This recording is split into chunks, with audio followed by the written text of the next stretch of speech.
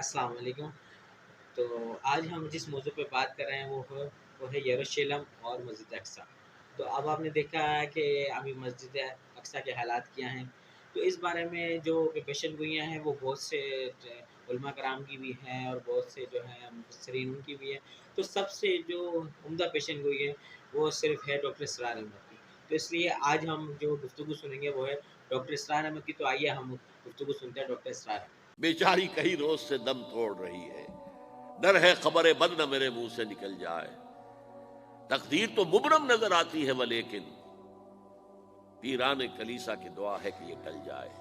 تو پہلی بات میری ختم ہوئی، عالمی نظام خلافت دنیا کی تقدیر مبرم ہے، ہو کر رہے گی، اس میں کسی صاحب ایمان کو کوئی شک، کوئی شبہ، کوئی ریب نہیں ہونا چاہیے۔ البتہ اس کا اب دوسرا پہلو کیا ہے، اس کا آغاز کہاں سے ہوگا؟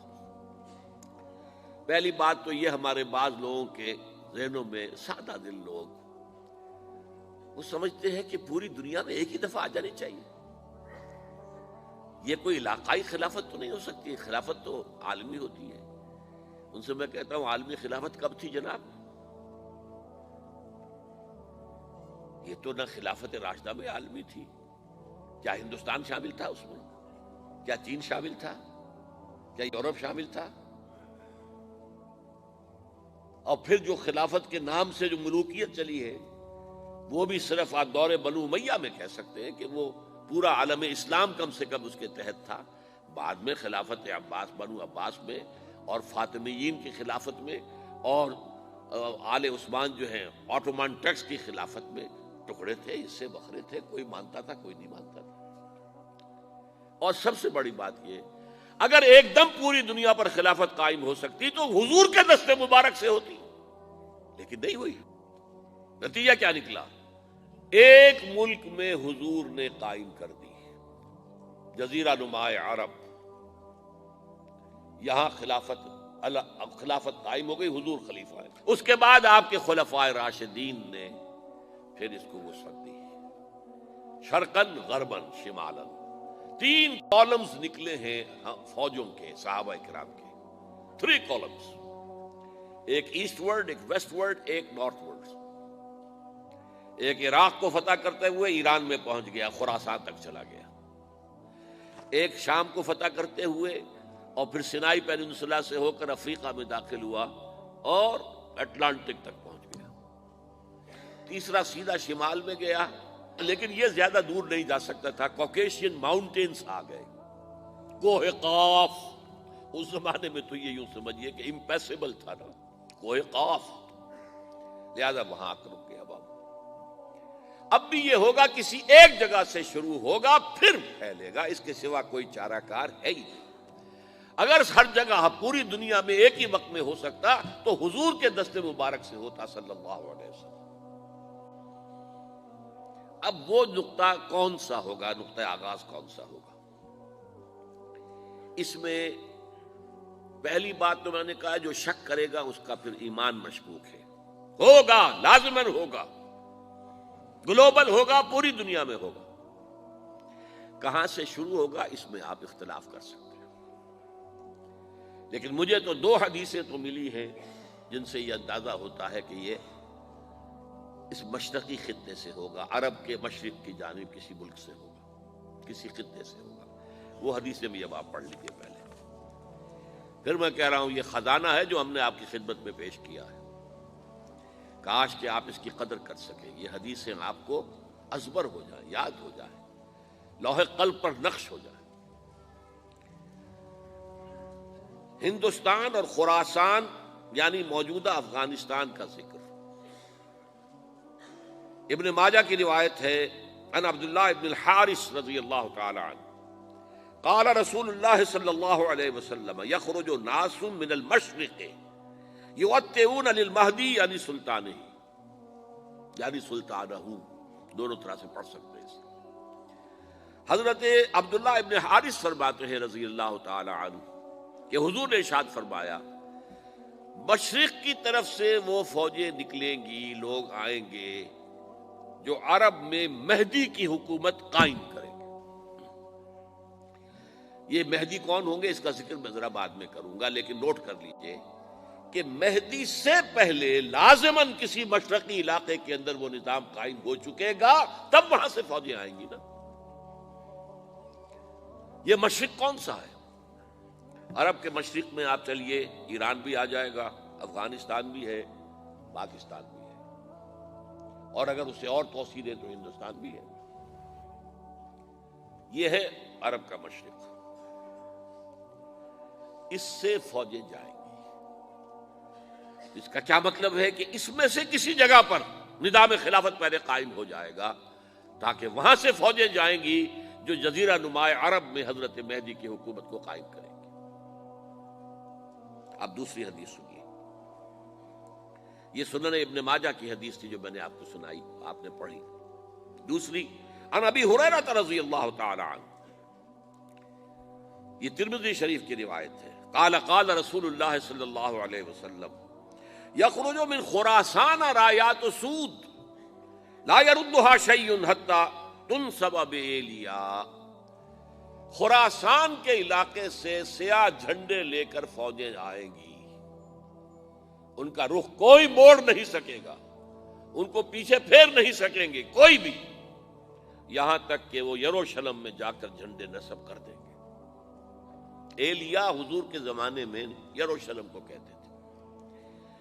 یہ یروشلم تھا جب حضرت سلیمان کی حکومت تھی، اور یہاں پر معبد سلیمانی، ہیکل سلیمانی قائم ہوا، پھر یہ یروشلم ہی رہا ہے تاریخ میں، یہاں تک کہ سن 70 عیسوی میں جب ٹائٹس رومی جنرل نے اس کو گرایا، ختم کیا، سیکنڈ ٹیمپل گرا دیا، اور یہاں سے یہودیوں کو کہا نکل جاؤ یہاں سے، کوئی یہودی باقی نہیں رہا، تب بالکل تہو بالا برباد کر دیا۔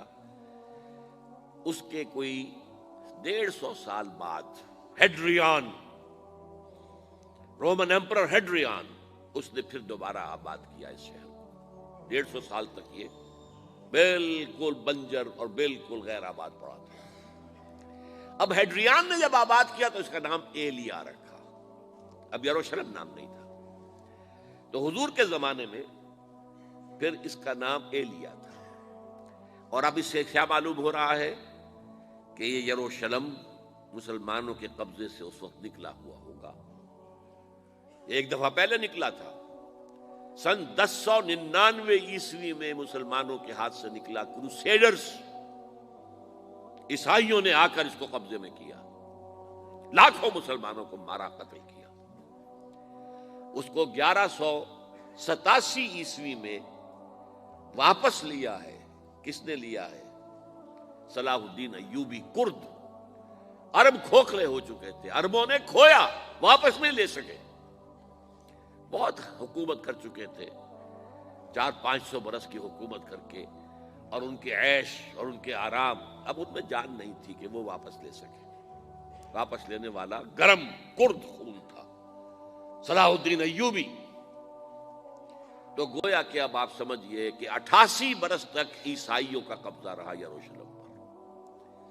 اب 1967 میں یہودیوں نے قبضہ کیا ہے، اور اب 38 برس تو ہو گئے، 88 نہیں تو 38 برس تو ہو گئے ہیں، لیکن وہ دور آئے گا کہ اب پھر لیں گے، لینے والے عرب بھی نہیں ہوں گے، خراسان کے علاقے سے فوجیں آئیں گی۔ یہ خراسان کیا تھا؟ ایلیا تو میں نے آپ کو بتا دیا، یروشلم کا نام ہے۔ خراسان اس زمانے میں ایک بہت بڑے ملک کو کہتے تھے، کچھ حصہ پاکستان کا بھی اس میں شامل ہے، کچھ حصہ ایران کا بھی ہے۔ ایران کے اس حصے کو اب بھی خراسان کہتے ہیں، وہ ایک صوبہ ہے، خراسان ایک صوبہ ہے ایران کا چھوٹا سا۔ پاکستان میں خاص طور پر یہ جو علاقہ مالاکنڈ ایجنسی کہلاتی ہے، اس سے اوپر جتنا علاقہ ہے، اور یہ جو واخان کی ایک پٹی آتی ہے اوپر، واخان افغانستان کی ایک پٹی سی دم سی چلی آتی ہے جو جا کر چائنا کی سرحد سے مل جاتی ہے، یہاں سے لے کے یہاں تک یہ جو مالاکنڈ کا وہ درہ ہے اور پہاڑ ہے، یہ بھی خراسان کا حصہ ہے۔ باقی تقریباً 2/3 آف افغانستان، ساؤدرن حصہ نہیں ہے خراسان کا حصہ، یہ سیستان کہلاتا تھا، یہ خراسان نہیں ہے، لیکن یہ کہ اوپر کا 2/3 آف افغانستان، اور اس کے ساتھ یہ جو عرب، جو اب یہ ترک ممالک آزاد ہوئے ہیں، सोवियत यूनियन की डिसोल्यूशन के साथ ये सारा इलाका कहलाता है खुरासान बुजुर्ग, आपने द देखा ग्रेट होगा कि खुरासान। डॉक्टर इरशाद अहमद ने जो जो पेशन गोइयाँ की हैं वो वक्त के साथ साथ सही होती जा रही हैं। तो मस्जिद अक्सा पे 4-5 दफ़ा जो है कब्ज़ा हो चुका है, कभी मुसलमानों का रहा है, कभी यहूदियों का रहा है, ठीक है। लेकिन जब सलाहुद्दीन अय्यूबी ने इसको फतह किया तो उसके बाद मुसलमानों का इस पर मुस्तनद तौर पर कब्ज़ा रहा। खिलाफत उस्मानिया में भी इस पर कब्ज़ा रहा, लेकिन वक्त की जो है नज़ाकत, इसराइल ने साजिशें की, और भी जो है बैरूनी ममालिक, ईसाई ममालिक, यहूदी जो लोग हैं, इन्होंने साजिशें की और खिलाफत उस्मानिया से यरूशलेम लेने की बात की। लेकिन सुल्तान अब्दुल हमीद ने इनका ये मकसद कामयाब नहीं होने दिया। उन्होंने इस मकसद को पाने के लिए सुल्तान अब्दुल हमीद को तख्त चटाया और खिलाफत उस्मानिया का खात्मा किया। लेकिन आज भी ये मुसलमानों के ज़ेर असर है फ़लस्तीन, लेकिन ये है कि इसराइल ने वहाँ पे हमला किया हुआ है और वो अपनी ज़ालिमाना कार्रवाइयाँ जारी रखे हुए हैं। तो इसलिए अब हम सब मुसलमान मिलकर इसकी फ़तह के लिए जो है जो कुछ कर सकते हैं हमें करने चाहिए, ठीक है। आप दुआ में याद रखिएगा। अल्लाह हाफ़िज़।